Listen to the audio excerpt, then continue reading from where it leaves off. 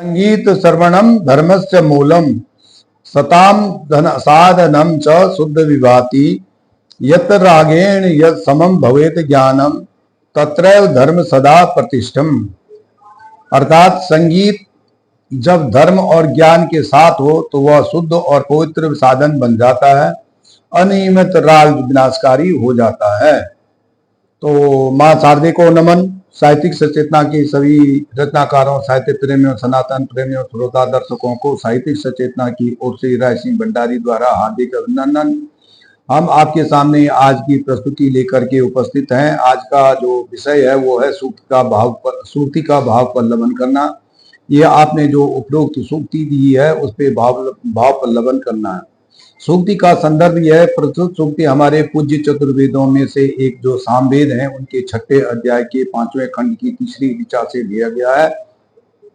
समस्त सामवेद गायन के लिए समर्पित है। यह समस्त वेद गीत संगीत प्रधान है, अतः इसे गंधर्वों का वेद भी कहा जाता है। संगीत की अवधारणा। संगीत पांच विलासों के आयामों मध्य, मैथुन, कौतुक, द्युत और संगीत में से एक विलास है जो पृथ्वी तत्व को विकसित करता है तथा तन मन प्राण और आत्मा को आनंद पहुंचाता है। संगीत जीवन का रस है। शब्द तन्मात्रा जब लय स्वरूप में बंद करके जब कर्ण नामक ज्ञानेंद्रिय के माध्यम से मन में प्रवेश करती है तब मानव चतुष्टय के सारे आयामों को परम आनंद मिलता है। इसीलिए अंग्रेजी में भी कहा है कि music is the heart of the life. अर्थात संगीत जो है, संगीत जीवन का हृदय है, जीवन का प्राण है।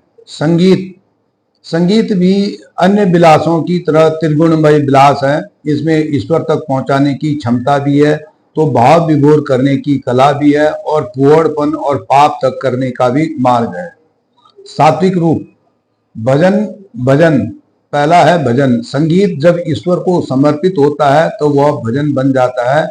भजन का अर्थ है स्मरण करना। तो स्मरण वह एक लय में हो तो उसे समरसता और एकाग्रता आ जाती है और उसमें जो है ईश्वर के प्रति ध्यान जल्दी लग जाता है, जिसके कारण कि यह भजन जो है एक पवित्र और शुद्ध माना जाता है।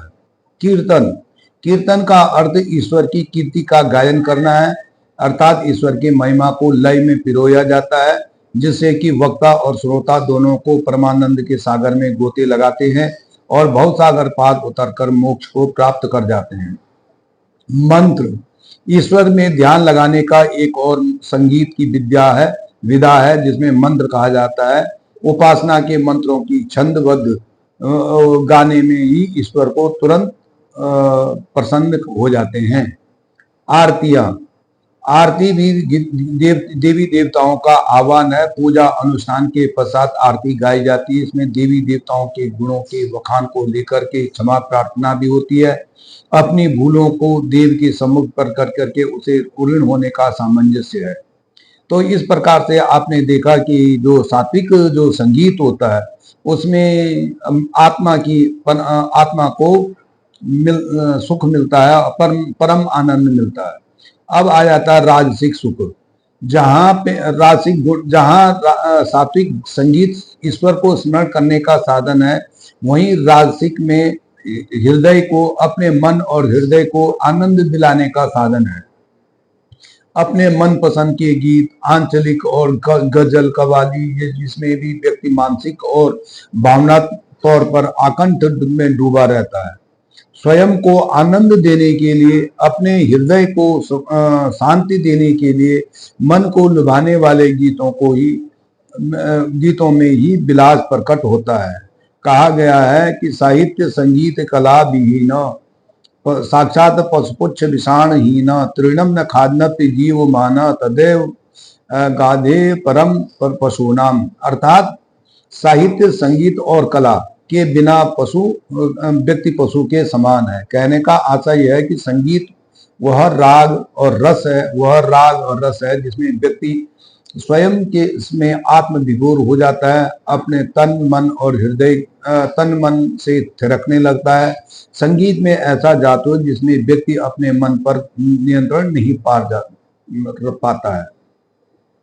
इसमें समूह गान, विद्यालयों की प्रार्थनाएं, आंचलिक नृत्य, पुराने सदाबहार गाने, विवाह आदि में गाए जाने वाले मंगल गीत और अनुष्ठानों में गाए जाने वाले जो गीत हैं वो इसमें सम्मिलित हैं।